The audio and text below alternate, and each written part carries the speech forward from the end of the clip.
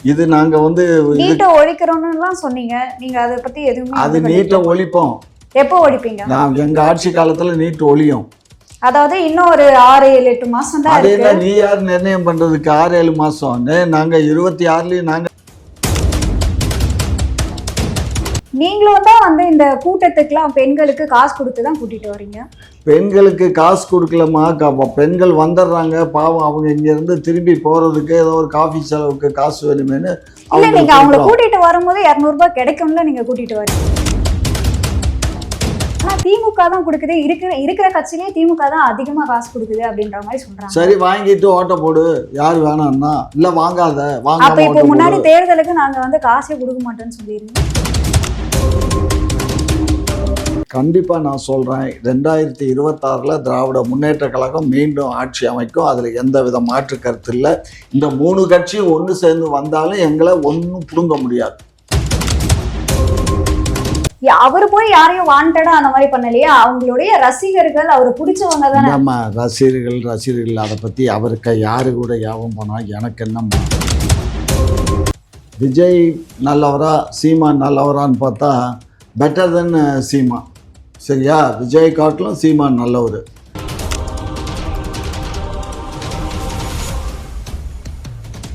சொல்லிட்டு தான் இருப்பாங்க. ஒரு விஷயம் என்ன அப்படின்னா, இந்த டிஎன்பிசி எக்ஸாம்ல ஒரு கேள்வி, விடியல் பயணம் எப்போது தொடங்கப்பட்டதுன்னு, இந்த கேள்வி வந்து அவசியமா? ஏமா இது அவசியமா இல்லைன்னு இதை கேட்குறீங்களே. நீட்டு தேர்வில் நீட்டில் என்னென்ன கேள்வியெல்லாம் வந்துச்சு சொல்லுங்க. நீட்டில் என்னென்ன வந்துச்சு? அப்போ எல்லாம் நீங்கள் கண்ணை மூடிட்டு இருந்தீங்களா? இப்போ கேட்குறீங்க. இது நாங்கள் வந்து நீட்டை ஒழிக்கிறோம்னுலாம் சொன்னீங்க. நீங்க அதை பத்தி எதுவுமே அது நீட்டை ஒழிப்போம். எப்போ ஒழிப்பீங்க? நான் எங்கள் ஆட்சி காலத்தில் நீட் ஒழியும். அதாவது இன்னும் ஒரு 6-7 மாசம் தான் இருக்கு. அதெல்லாம் நீ யார் நிர்ணயம் பண்றதுக்கு? 6-7 மாசம் நாங்க 26லயும் நாங்க தான் ஜெயிப்போம், 31லயும் நாங்க தான் ஜெயிப்போம். எங்க ஆட்சி இருக்கும். அதே மாதிரி இந்தியா கூட்டணியும் ஆட்சிக்கு வரும். இந்தியா கூட்டணி வந்தா நீட்டை ஒழிச்சிடுவோம். எப்படி நீங்க அவ்வளோ கான்ஃபிடன்ட், இவ்வளோ விஷயங்களும் பண்ணதான் வந்து காமிச்சிட்டு இருக்கீங்க? மக்கள் எல்லாரும் உங்களுக்கு ஓட்டு போடுவாங்கன்னு நீங்க நினைக்கிறீங்களா? மக்கள் வாக்களிப்பாங்கடா. மக்களுக்கு தெரியும்டா உண்மை எது, நேர்மை எது, எது நல்லது அது கெட்டதுங்கிறது மக்களுக்கு தெரியும். உங்களை மாதிரி எங்களை துவேசமா பேசக்கூடிய உங்களுக்கு ஊடகங்களுக்கு இல்ல. நீங்க வெளியே வந்து பெண்கள் கிட்ட போய் கேக்குறீங்களான்னு தெரியல. இந்த ஆட்சியில வந்து அவ்வளவு கொடுமைகள் நடக்குது அப்படின்ற மாதிரி வந்து சொல்றாங்க. ஏமா இந்த பெண்கள் எல்லாம் செட்டப் பண்ணிக்கிட்டு அவங்கள்ட்ட கேள்வி கேட்குற மாதிரி கேட்டு அவங்களுக்கு பணத்தை கொடுத்து எடுத்துகிட்டு வர்றது தான் அந்த மக்கள்கிட்ட கேள்வி கேட்குறது, இந்த இதெல்லாம் பண்ணுறது, நகர்வலம் போகிறது, இதெல்லாம். ஆகையினால இதெல்லாம் ஒரு பெரியது. இதெல்லாம் ஜுஜிபி மேட்ரு. நீங்களும் தான் வந்து இந்த கூட்டத்துக்குலாம் பெண்களுக்கு காசு கொடுத்து தான் கூட்டிட்டு வரீங்க. பெண்களுக்கு காசு கொடுக்கலமா, பெண்கள் வந்துடுறாங்க பாவம், அவங்க இங்கேருந்து திரும்பி போகிறதுக்கு ஏதோ ஒரு காஃபி செலவுக்கு காசு வேணுமேனு. இல்லை நீங்கள் அவங்கள கூட்டிகிட்டு வரும்போது 200 ரூபாய் கிடைக்கும்ல, நீங்கள் கூட்டிகிட்டு வரீங்க. அப்படியெல்லாம் நான் சொல்ல இயலாது. அவங்களா வர்றாங்க, போனால் நமக்கு ஐயா கொடுப்பாருங்கிற வர்றாங்க. இப்போ என்னை பார்க்க வர்றாங்க வீட்டுக்கு, அவங்கள எப்படி நான் சும்மா அனுப்ப முடியும்? யோசிச்சு பாருங்க. ஐயா இருந்தா ஒரு 500 ரூபா வச்சுக்க, போகல 2 பேரும் சாப்பிட்டுட்டு பஸ் ஏறி போங்கன்னு சொல்கிறேன். அது தப்பாகுமா? வீட்டுக்கு வரதும் ஒரு பொதுக்கூட்டத்துக்கு வர்றது அது மாதிரி தான்டா. இப்போ நான் பொதுக்கூட்டம்னு சொல்கிறேன். நான் முன்னாடி நானும் மாநாடு போட்டிருக்கேன். நானும் இந்த மாதிரி செயற்குழு பொதுக்குழு எல்லாம் நானும் பண்ணியிருக்கேன். பல மறியல்கள்லாம் பண்ணியிருக்கேன். பல முறை சிறைக்கு போயிருக்கேன். பல விஷயங்கள்லாம் நடந்திருக்கு. சரியா? இன்னைக்கு பார்க்குற காமாட்சி நாயுடு இல்லை, புரியுதா? நிறைய பண்ணியிருக்கேன். அப்போ எல்லாம் நாங்கள் யாருக்கும் காசு கொடுத்தெல்லாம் கூட்டிகிட்டு வரல. ஒரு ஆட்டோவில் ஏற்றிட்டு வரோம், பசங்க வருவாங்க. அப்போ ஆட்டோ சார்ஜ் நம்ம கொடுத்தானே ஆகணும். யோசிச்சு பாருங்க. ஆனா நீங்க என்ன சொல்றீங்க? மக்கள் எல்லாம் எங்களை பிடிச்சுதான் வராங்க, எங்களோட கொள்கையை பிடிச்சுதான் வராங்க, அதனாலதான் எங்களை தேர்ந்தெடுக்கிறாங்க அப்படின்னு நீங்க பேசிக்கிறீங்க. அதுக்கப்புறம் பார்த்தா காசும் கொடுத்து கூட்டிட்டு வரீங்க. உங்க மேல நிஜமாவே ஒரு அன்பு இருந்தா மக்கள் எல்லாரும் அவங்களே தானே தேடி வருவாங்க. அவங்களே தேடி வந்தாக்கா அவங்க வீட்டுல அடுப்பு எரியணுமா வேண்டாமா சொல்லு? அவங்க வேலையை விட்டுவிட்டு இங்க வந்துடுறாங்க. அப்போ அவங்களுக்கு சாப்பாடு வேணுமா இல்லையா? அந்த சாப்பாட்டுக்கு நான் காசு கொடுத்தா அது எப்படி தப்பாகும்? போகிற வழியில் ஹோட்டலில் சாப்பிட்டு போங்கன்னு சொல்கிறோம். அவங்க வீட்டில் சமைக்கிற நேரத்தை விட்டுவிட்டு தானே இங்கே வர்றாங்க. பிள்ளை ஊட்டியெல்லாம் பட்னியாக இருக்கும்ல. இப்போ தான் சாப்பாடு இப்போ ஃபோன் போட்டால் வீட்டை தேடி வருது. அது மாதிரி வீட்டில் சாப்பாடை வாங்கி சாப்பிடுங்கன்னு சொல்கிறோம். இது எப்படி தப்பாகும்? அப்ப தேர்தல் டைம்ல ஓட்டுக்கும் காசு கொடுக்குற மாதிரி வந்து ஓட்டுக்கு காசு கொடுக்கறதெல்லாம் எங்க வேலை இல்ல. அது எடப்பாடி ஐயா தான் பண்ணுவாருன்னு எல்லாரும் பேசிக்கிறாங்க பரவலா. ஆனா திமுக தான் கொடுக்குது, இருக்கிற கட்சியிலேயே திமுக தான் அதிகமா காசு கொடுக்குது அப்படின்ற மாதிரி சொல்றாங்க. சரி வாங்கிட்டு ஓட்ட போடு, யாரு வேணாம்னா இல்ல வாங்காத வாங்க. அப்ப இப்ப முன்னாடி தேர்தலுக்கு நாங்க வந்து காசே கொடுக்க மாட்டோம்னு சொல்லிருந்தீங்க. நாங்கள் காசெல்லாம் கொடுக்க மாட்டோம்மா. காசு கொடுக்குற அளவுக்கு நாங்கள் என்ன பொய்யா வாக்குறுதிகள் மட்டும் சொல்லி அப்படியே வாங்கிடுவீங்க? பொய்யான வாக்குறுதிகள்னு நீங்கள் சொல்கிறீங்க, அது மக்களுக்கு தெரியும். பொய்யான வாக்குறுதியா உண்மையான வாக்குறுதியா நேர்மையானவங்களா திமுக ஆட்சி அப்படிங்கிறது மக்கள் பார்ப்பாங்க. இப்போ நம்ம பேசுகிறோம், இதெல்லாம் பல லட்சக்கணக்கான மக்கள் பார்க்குறாங்கல்ல. பார்த்துட்டு அவங்க நிர்ணயம் பண்ணுவாங்க, காமாட்சி நாயுடு சொல்கிறது தப்பா ரைட்டாங்கிறதெல்லாம் ஆராய்ந்து அவங்க வருகின்ற 2026 தேர்தலில் திராவிட முன்னேற்ற கழகத்துக்கு வாக்களிப்பாங்க. அதெல்லாம் ஒன்றும் இதில். அதாவது என்னென்னா, பேசியே திரு சீமான் அவர்களோ அல்லது திரு விஜய் அவர்களோ இல்லை எடப்பாடி அவர்களோ நம்ம ஆட்சி அமைச்சிடலான்னு, எடப்பாடி ஆட்சி அமைக்கணும்னு நினைக்கிறேன். நாங்கள் வந்து இந்த தேசத்தில் 1949 எங்கள் கட்சி இருக்குது. இவங்க எல்லாம் நேத்து மலையில முளைச்ச சிரிக்கிற மாதிரி, புரியுதா? அதிமுகவும் சொல்றீங்களா? அதிமுக எங்கள்ல இருந்து போன எங்க குழந்தை, அது அதிமுக எங்கள்ல இருந்து பிரிஞ்சு போன குழந்தை. மற்றவங்கள சொல்றேன், விஜய் நான் முதலமைச்சர் அப்படின்னு பேசுறாருல, சீமா நான் முதலமைச்சர்னு பேசுறாரு. அவங்க 2 பேர்த்தையும் தான் கணக்கு சொல்றீங்க. நாங்க ஆண்டுகிட்ட கட்சி, நாங்க சொல்றதுல என்ன தப்பு இருக்கு? நாங்க ஆளுகின்ற கட்சி, மீண்டும் ஆளுவோன்னு சொல்றோம், அதுல என்ன தப்பு இருக்கு சொல்லுங்க. அதே மாதிரி அவங்க வருவோன்னு சொல்றதுல என்ன தப்பு? வர்றோன்னு சொல்றதுல தப்புன்னு நான் சொல்லலையே, வரட்டுங்கிறேன். வரட்டும், வந்தா தானே தெரியும். அதாவது ஒவ்வொரு மனிதனுக்கும் வந்தா தான் தெரியும் எந்தெந்த இது கஷ்டம் என்ன நஷ்டம் என்னங்கிறது தெரியும். அது மக்கள் தான் அந்த முடிவு பண்ணணும். இவரை நம்ம எடப்பாடியை தேர்ந்தெடுத்தாலும் சரி, அல்லது விஜய் தேர்ந்தெடுத்தாலும் சரி, அல்லது திரு சீமான் அவர்களை தேர்ந்தெடுத்தாலும் சரி, 3 பேர்த்துல யார் முதலமைச்சராக வந்தாலும் எனக்கு ஒன்றும் ஆக போகிறது இல்லை, புரியுதா? ஏன்னா கண்டிப்பாக நான் சொல்கிறேன், 2026 திராவிட முன்னேற்ற கழகம் மீண்டும் ஆட்சி அமைக்கும். அதில் எந்த வித மாற்று கருத்து இல்லை. இந்த 3 கட்சியும் ஒன்று சேர்ந்து வந்தாலும் எங்களை ஒன்றும் பிடுங்க முடியாது சொல்றீங்க. அப்படி சொல்றீங்க. ஆனா அடுத்த சிஎம் சீமானோ இல்ல விஜயா தான் வருவாங்கன்ற மாதிரிலாம் சொல்றாங்க. ஏமா விஜய் நல்லவரா சீமான் நல்லவரான்னு பார்த்தா பெட்டர் தென் சீமான், சரியா? விஜய் காட்டிலும் சீமான் நல்லவர்னா வல்லவர்னு சொல்லலை. என்னத்தையா மனுஷனையாவது ஆடு மாடையாவது மேய்க்க விட்டுருவார்ல, ஆடு மாடாவது மேய்க்க சொல்லியாவது அனுப்புவார்ல, அதாவது அவர் செய்வார். இவர் வந்தாருன்னா அதை பண்ண மாட்டார், இவர் வேற ஏதாவது பண்ணுவார், சரிங்களா? என்ன பண்ணுவாரு அவர்? வேற என்ன பண்ணுவாருன்னா அதெல்லாம் நாங்க சொல்ல இயலுமா? பொம்பளை சொல்லுங்க. அவர் தானே சினிமால பூராத்தையும் கட்டி பிடிச்சிட்டு ஆடிக்கிட்டு. உதயநிதி அந்த மாதிரி பண்ணலையா? உதயநிதி அவர் சினிமா விட்டுட்டு தானே வந்திருக்காரு. இவரும் கடைசி படம் சொல்லிட்டு இப்போ அடுத்த கட்டமா அந்த படமும் முடிஞ்சிருச்சு, இனிமே முழு நேர அரசியல் தான் அப்படின்னு சொல்றாரு. பாப்போம், பொறுத்திருந்து பாப்போம். ஏற்கனவே அவர் உதயநிதி எத்தனை படம் நடிச்சாரு, இவர் எத்தனை படம் நடிச்சிருக்காரு பாருங்க. உதயநிதி நடிச்ச படம் எத்தனை படம், இவர் நடிச்ச படம் அவருக்கு ஓடல, அதனால அவர் நடிக்கல. படம் ஓடல, அவரு ஒதுங்கிட்டார்ல. நீ உனக்கு ஓடுதா? அவருக்கு ஓடுது இல்லையா? ஆனா மக்களுக்கு நல்லது பண்ணும். அம்மா அவர் படம் பூரா ஓடல. எல்லா படத்துக்கும் எல்லாமே நஷ்டம் தான். எல்லாம் ஓடுது. யாரு சொன்னான்னா லிஸ்ட் எல்லாருமே இருக்குது. எல்லா படமும் அவருக்கு ஊத்திக்குச்சு. ஆனா வெளி உலகத்துக்கு அதை பெருசா பூம் பண்ணிக்கிட்டே இருக்கானுங்க, புரிஞ்சுக்கோங்க. அவருக்கு அதுக்கு அதாவது 4 படம் எடுத்தா 1 படம் ஏதாவது சக்சஸ் ஆகுது, 3 படம் ஃபெயிலியர் ஆகுது, புரிஞ்சுக்கோங்க. இதுதான் இயற்கை தான். அது எப்படி சொல்றீங்க? 4 படத்துல தொடர்ந்து இப்ப கடைசியா வந்த 4 படங்கள்ல 1 படம் தான் கொஞ்சம் பரவாயில்ல, மற்ற படங்கள்லாம் ஃபெயிலியர் தான். அதுதான் எந்த படம் அது நான் சினிமா பார்த்தா தானே எனக்கு தெரியும். அப்ப இது மட்டும் எப்படி தெரியுது? 4 படம் ஓடல. இந்த 4 படங்கள்ல இந்த படம் தான் ஜெயிச்சிருக்கு, இந்த படங்கள்லாம் தோல்வி, இத்தனை 1000 கோடி செலவு பண்ணி எடுத்தாங்க, அது எடுத்ததுல இந்த படங்கள்லாம் ஃபெயிலியர்னு சொல்றாங்கல்லடா. சொல்றாங்க தானே, ஆனா கன்ஃபார்ம் கிடையாது. கன்ஃபார்ம் இல்லைன்னா வரும்ல. சரி, நீ ஒரு விஷயம் புரிஞ்சுக்கோ. 500 கோடி சம்பாதிச்சு 1000 கோடி சம்பாதிச்சுன்னா அந்த 1000 கோடிக்கு வருமான வரி கட்டணும்ல. இதெல்லாம் சும்மா பூம் பண்ணி ஏற்றி விடுறது, புரியுதா? இப்போ ஒரே ஒரு உண்மையானது என்னன்னா, அந்த டூரிஸ்ட்னு ஒரு படம் வந்துச்சு. அந்த படம் நானும் பார்த்தேன், நல்ல படம். அது இப்போ கிட்டத்தட்ட ஒரு 110 கோடி என்னமோ ஏர்ன் பண்ணியிருக்கு. அது அந்த செலவுக்கும் அதுக்கும் தன்னொத்து போயிடுச்சு. லாபம் இல்லைனாலும் அந்த செலவுக்கும் அதுக்கும் தன்னொத்து போயிடுச்சு. அப்போ விஜய் அவர்களுடைய படம் ஓடல, அதுக்காக தான் அரசியலுக்கு வர 100க்கு 100. ஏன்னா ஒரு பீரியடுக்கு அவ்வளவுக்கு தான், இந்த பீரியடுக்கு அப்புறம் ஓடாது. சரி, இப்போ இளைஞர்கள் பொண்ணு, இப்போ நீ இப்போ சின்ன பொண்ணும், நீ அவனுக்கு என்ன வயசு? இப்போ அவன் பையனுக்கு நிச்சயம் பண்ணுறான்.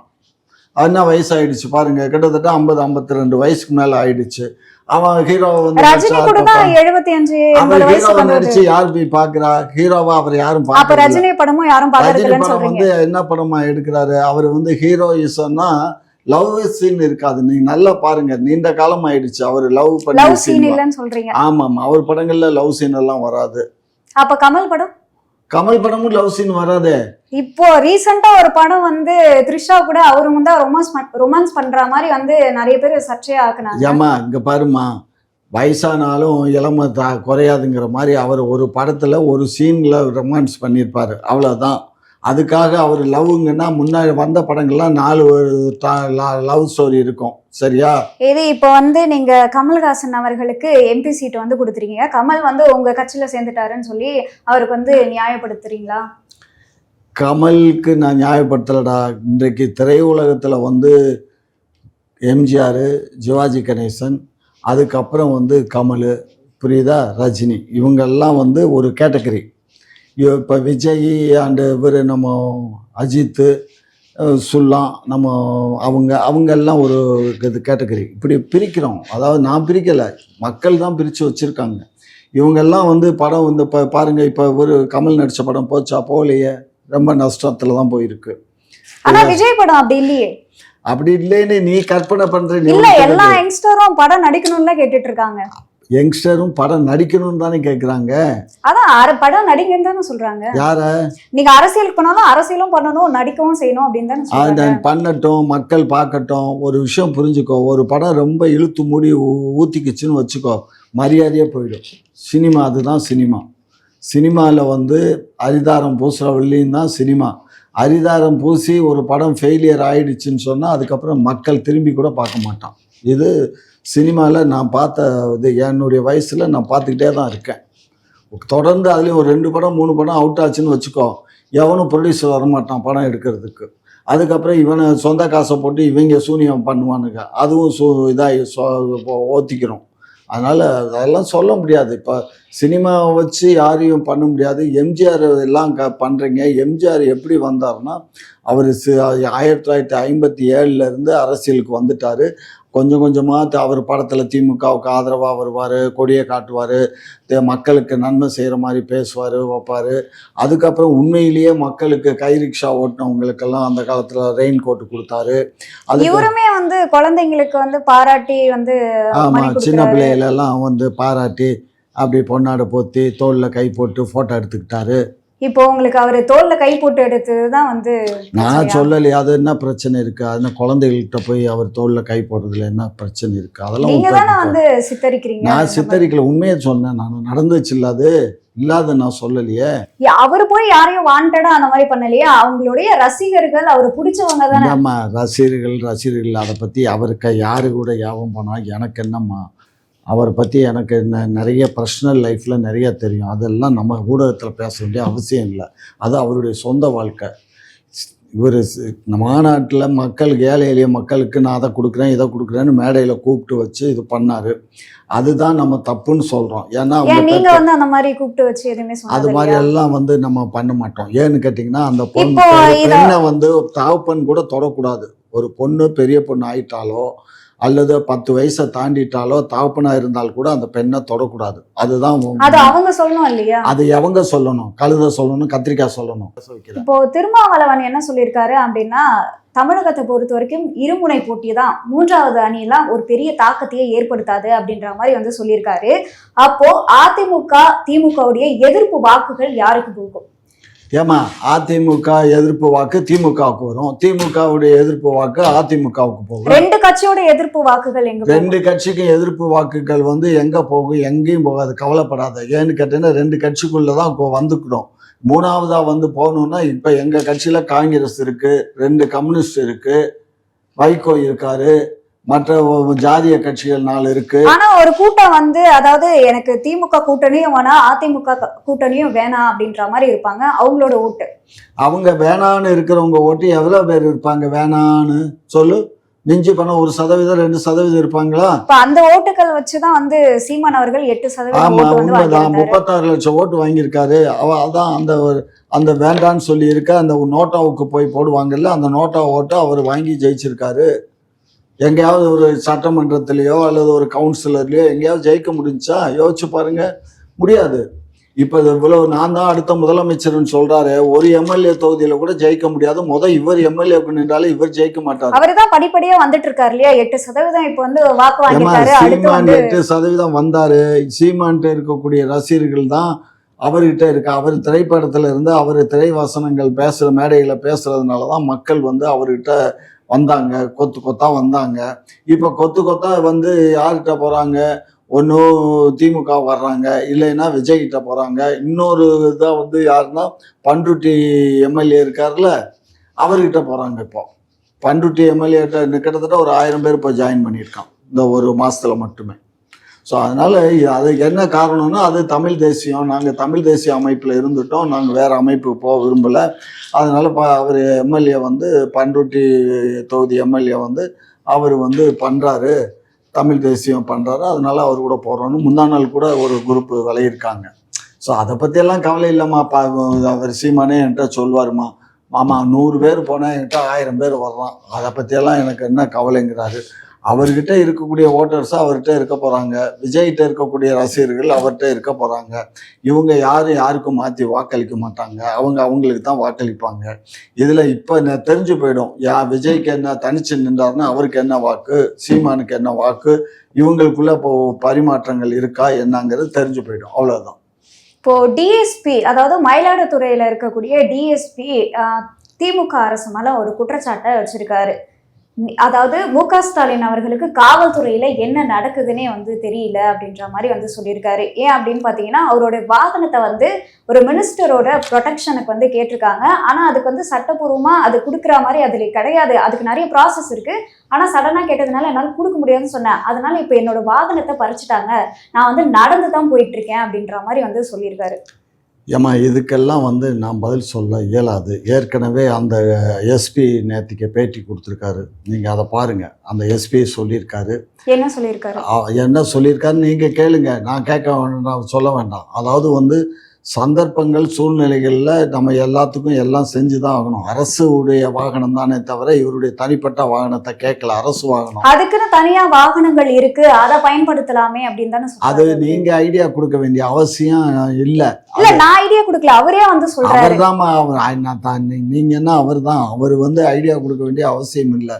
ரெண்டாவது, அவர் இன்னொரு குற்றச்சாட்டை வைக்கிறாரு. நான் 5 ஆண்டு காலம் நான் வந்து தகவல் அறிவு உரிமை சட்டம் அந்த இதில் நான் பணிபுரிஞ்சேன். அதனால் என்னை வந்து காழ்ப்புணர்வு கொண்டு அந்த டிஐஜியும் அந்த ஐஜி இவங்கெல்லாம் வந்து என்னை பழி வாங்குறாங்க அப்படின்னு பேசுகிறாரு. அதெல்லாம் நமக்கு தெரியாத விஷயம். ஏன்னா நம்ம வந்து பார்த்தோமா, இதை பார்க்கல. சும்மா அவர் பேட்டி கொடுக்குறாரு, இவர் பேட்டி கொடுக்குறாரு, இதை ரெண்டையும் வச்சுக்கிட்டு நம்ம பேச முடியாது. ஏன்னா இது சென்சிட்டிவ் மேட்ரு. இந்த சென்சிட்டிவ் மேட்டரெல்லாம் நம்ம எதையும் விளக்கமாக பேசிட இயலாது. ஆனால் நான் நடந்து போகிறது வாஸ்தவம் தான். அவருக்கு இல்லை, அதுக்கு வேறு ஏதாவது அவங்க ஏற்பாடு பண்ணியிருக்கணும். இல்லை இவருக்கு அந்த வெஹிக்கிள் கொடுக்கல அப்படின்னா இவர் டிஏ கிளைம் பண்ணலாம். இவர் வந்து ஒரு ஓலாவில் புக் பண்ணி ஆஃபீஸுக்கு போகலாம், அதுலேருந்து வெளியில் போகலாம். அது அவங்கள்ட்ட ஒரு பில்லை வாங்கி அதை கிளைம் பண்ண என்ஃபோர்ஸ்மெண்ட் பண்ணலாம். அதில் சட்டத்தில் இடம் இருக்குது. அது ஏன் அவர் அதை பண்ணலைங்கிறது எனக்கு தெரியலை.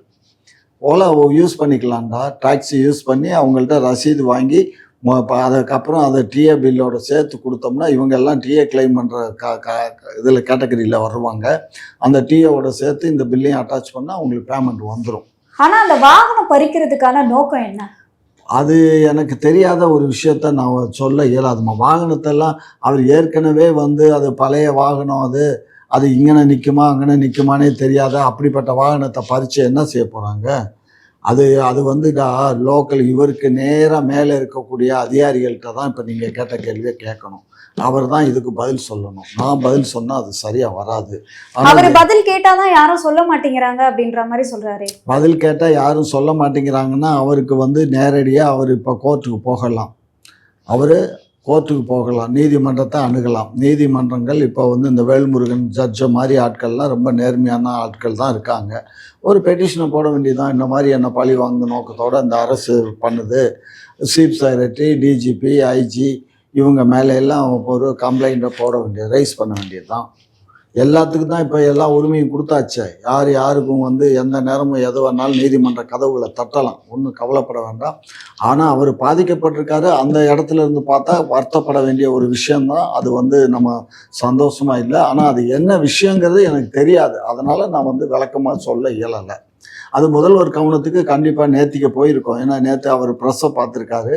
அதே மாதிரி அவர் எஸ்பியும் பேசியிருக்காங்க. இது மாதிரி பேசுனதெல்லாம் முதல்வரின் கவனத்துக்கு போயிருக்கோம். அது உடனடியாக காரியங்கள் நடக்கும். அவருக்கு திரும்பி வெஹிக்கிள் வேறு ஏதாவது ஒரு வெஹிக்கிள் கொடுப்பாங்க. அப்படியெல்லாம் நடக்காது. உங்களோட நேரத்தை ஒதுக்கி பல்வேறு கேள்விக்கு விளக்கம் அளிச்சிருக்கீங்க, அதுக்கு நன்றி. நன்றி.